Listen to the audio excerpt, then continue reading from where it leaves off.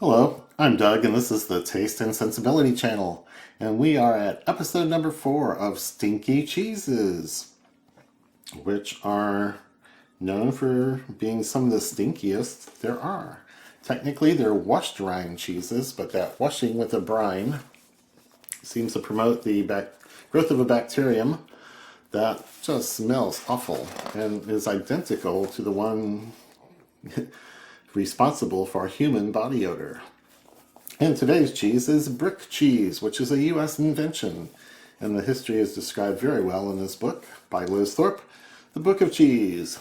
So in her Tallegio gateway, which is her name for this whole family of cheeses with washed rinds and strong aromas, sometimes mild aromas, but they're all the same character. So her Tallegio gateway is the same as the group I'm working with called Stinky cheeses. And brick cheese was invented by a Swiss-born cheesemaker in Wisconsin in 1877. And he pressed the curds with bricks. And this particular cheesemaker, Widmer's Cheese Cellars, is a descendant of some of those early Wisconsin cheesemakers. And they're still using this grandfather's bricks in this operation. So this is a fairly firm cheese, like Colby or cheddar or something you could slice and use sliced. And I have a mild version from Widmer's, which is the recommended brand in Liz's book. I have two other brands, two other cheesemakers with a mild version. And then I have one that's aged longer from Widmer's. This is called Wisconsin Mild Brick Cheese. This one is called Wisconsin Lager Kase Brick Cheese. It's the stinky one. This approaches Limburger in aromas, so we'll do that one last. And if I have a bad experience, you may not see it at all. But before we get going, let me get you to like this video. Leave comments and questions down below. Share it with people, share it with your friends, and subscribe to the channel, and click on that bell to get notified when the new videos come out. So I tasted this a few days ago and cut off a nice big chunk, and so I need to open it a little bit more, but it's not going to be a problem. I ordered this from Widmer's directly because it is not sold around here for the most part. And the other cheeses, the other brick cheeses, all came from Wisconsin Cheese Mart. So that's how I get a lot of these things that I can't find in stores. So I will cut off a fairly big chunk so that I can do some cracker-sized slices and some pairing items. So you can see it's a mild yellowish cheese. Looks like grass-fed cows. And they don't add coloring to it, and it doesn't actually have the rind, but it's got some of the rind flavors and characteristics. I will just keep that closed up. I'm going to be slicing it this way to do the initial tasting. Then I'll just take a little sample of these other two mild brick cheeses to see if I can describe differences between the different makers. Then I'll taste the strong one. So this is a fairly firm cheese. It is at room temperature.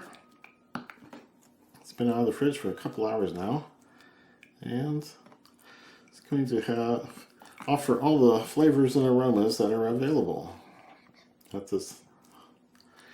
room temperature. If you eat the cheeses when they're colder, you might not get all the flavors and aromas. Our taste buds and smellers don't work as well at lower temperatures. So there, all sliced up. And let's just get a whiff of this thing.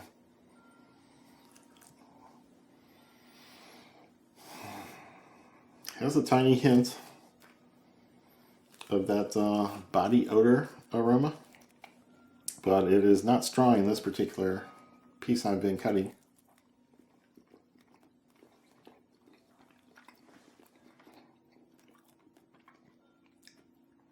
Very creamy mouth coating. It's a nice little tang to it.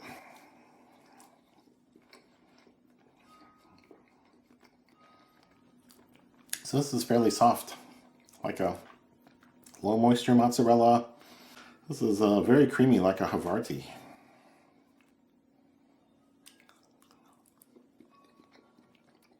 Soft.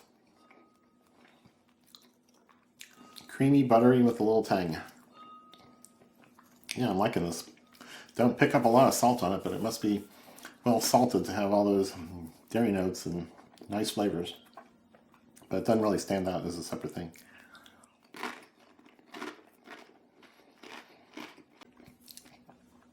Goes well with the cracker. Cracker is making the cheese seem a little saltier. So it's onto a club type cracker. So let's try that. It's a nice, mild cheese, nothing very funky about it. Aroma is not as strong as I've had it sometimes. So I think these cheeses come from a big 5-pound block that have varying ages and varying amounts of rind influence or nearness to the rind. So I'm not picking up a lot of the rind characteristics here. I'll try another cracker. It's kind of a grainy thing, a whole grain thing.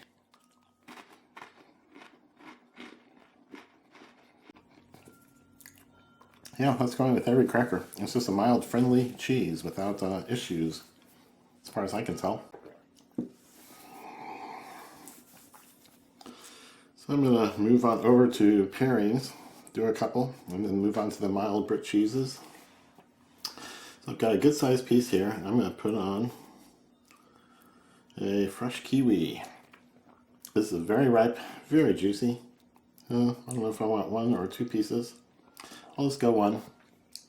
So ripe kiwi and brick cheese from Widmer's Cheese Cellars.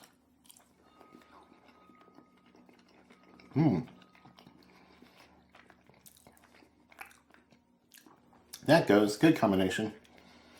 Fruitiness contrasting, fruity and watery juice is contrasting with the saltiness and dairy notes, dairy mouthfeel of the cheese. So that's a good combination. Now I'm going to try a spicy bread and butter pickle to get some tartness and maybe a little heat as a pairing partner for this cheese. Let's see how that goes.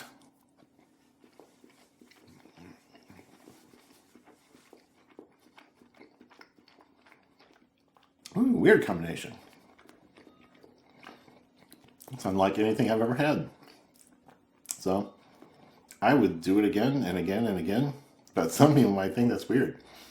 It's emphasizing some sort of, there's a sweetness to the bread and butter pickles. I didn't get much heat, and it combines with the cheese to make this strong vanilla, desserty kind of flavor that's very odd. There's nothing like it in my vocabulary or experience. Okay. I liked it, and I will experiment with that some more. What else do we got here? Nice big chunk of fresh mango on a fairly small piece of cheese. So let's see how those two get along.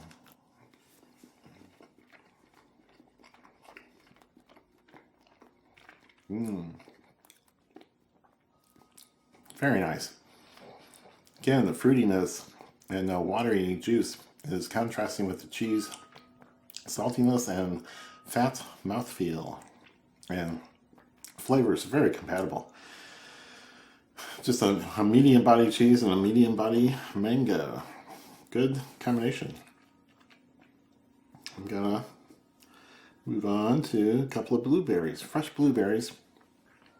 A little tiny slice of brick cheese. Let's go.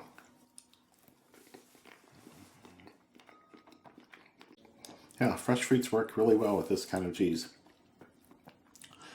So that's doing good. And last thing I'm going to try is a little bit of sunflower seeds. Kind of pressed into the cheese and see if it gives it some nuttiness. And if it's a good nuttiness. Oh, dropped one. Let's get, there we go. Sunflower seeds and brick cheese. So I'm going to hide, I'm going to stash away the slices I have here. I may want to go back. Man, sunflower seeds are strong. It's a strong note. The mild cheese. You can use less than I did. And I'm going to pull out these other brands of mild brick cheese. This comes from Chalet cheese, which I think is famous for a U.S. Limburger brand. Manufactured with pride by Chalet Cheese Co-op in Wisconsin. And this one is Silver and Lewis cheese in Monticello, Wisconsin. So I think Wisconsin Cheese Mart helps cheesemakers to market and sell, label, package, all the things, because they have very similar packaging, labels, but it's two different makers. But they're both from Wisconsin Cheese Mart, so I'm just gonna, I think, cut right through. Just cut right through. And get a nice sample of the brick cheese from Chalet cheese.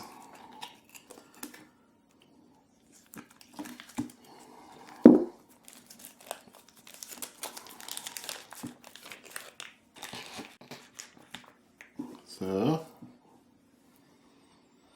oh, there's a little bit more of an aroma. It's a little fusty and BO-like. Yeah. But very soft. Seems very young. There's no apparent rind influence or center that I'm seeing. But I'll go ahead and take a little taste.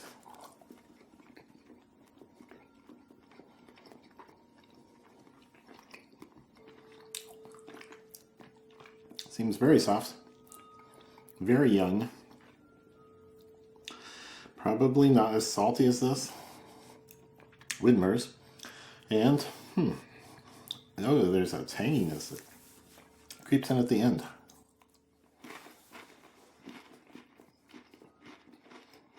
So this brick cheese is young and does not have a lot of rind contact to give it the funky flavors. I did get it on the aroma.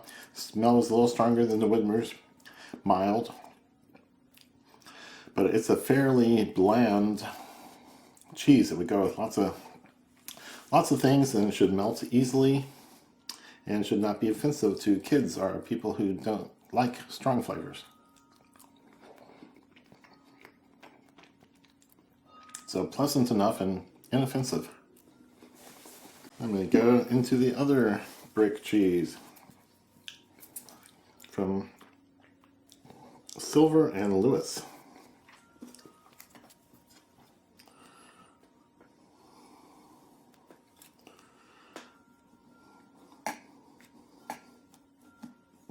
Wow.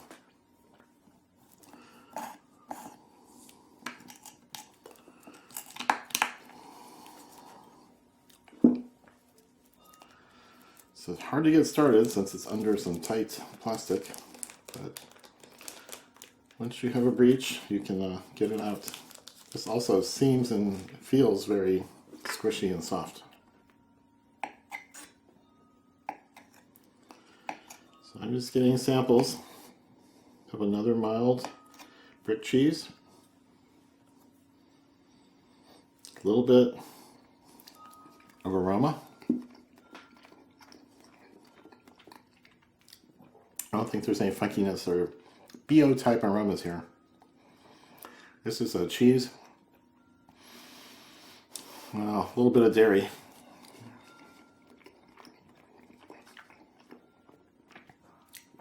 Very soft and melts very easily.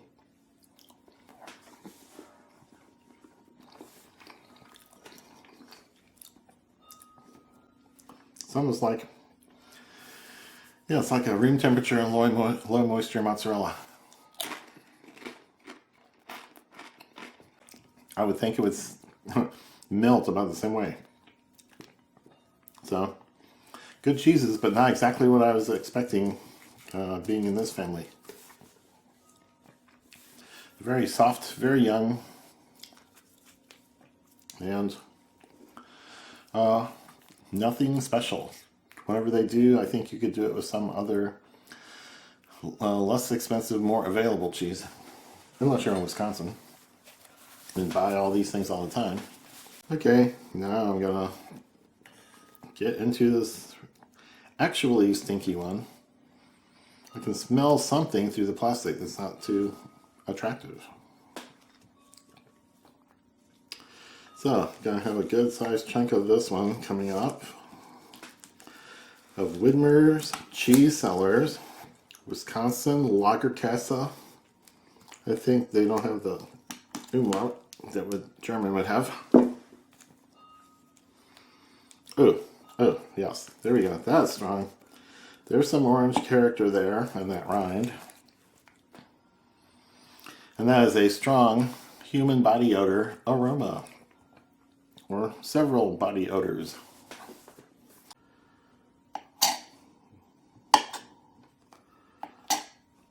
And the main thing about these cheeses to remember is the smell is always much stronger than the flavors. So I will take a middle piece and, well, I'll just do it plain. Let's do it plain first. Strong aroma and not a pleasant aroma. I'm going to tell the guy next to you, take a shower once in a while. But okay, let's taste. Oh. Changing the texture. It's firmer texture. There's a whiff of the sulfurous type compounds, but it's not very strong. And the texture is interesting. It got firmer and a little more crumbly. And it leaves behind a tanginess tinged with that BO aroma. So the cracker dilutes some of the flavors and aromas down a little bit. So it's less aggressive with the cracker.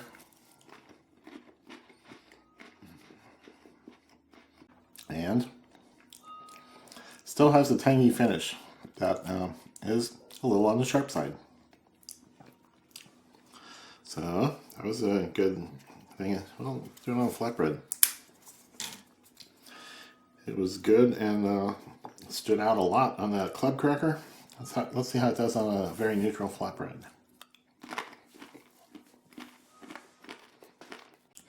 The cheese stood out more. Cheese seemed less salty overall. Well, the unsalted flatbread made cheese seem saltier. But the overall experience was about the same. It didn't change that much. Still a sharp finish. Tangy on the finish.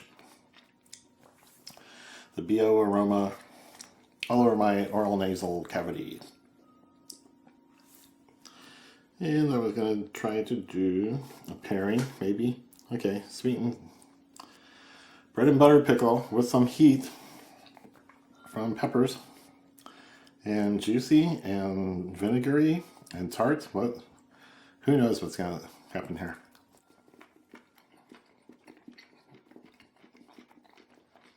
Wow. Same kind of weird gamish as this cheese here.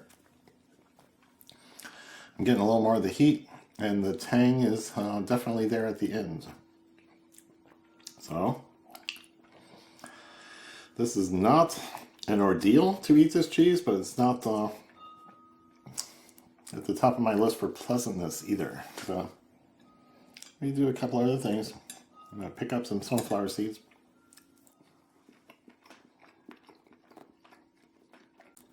It softens it up quite a bit. And the nice salty nuttiness distracts from the odd flavors that I'm not as used to and might not want to taste. Okay, it's not a terrible cheese. It's not nearly as strong as Limburger. But there's a edge to it. It's a little edgy. It's on the edge.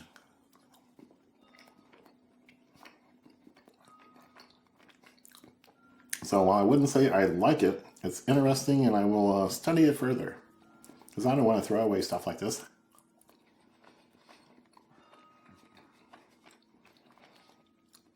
I will try it in a few dishes, and burgers, sandwiches, things like that, and see where it goes. So I don't think I'm going to pair it with things. Okay, so this was a combination of real interesting and not very interesting cheeses. That's why we're doing the experiments. So, again, please like, share, leave comments and questions, subscribe, and click on the bell to get notified when the new videos come out. So we will keep marching along. We're going to get into some stinkier cheeses than these. The brick cheese is fairly mild, but we're coming up on Aroma and Epoise, and I do own Limburger. So we will see where all this leads. So come back for all those things, and cheers.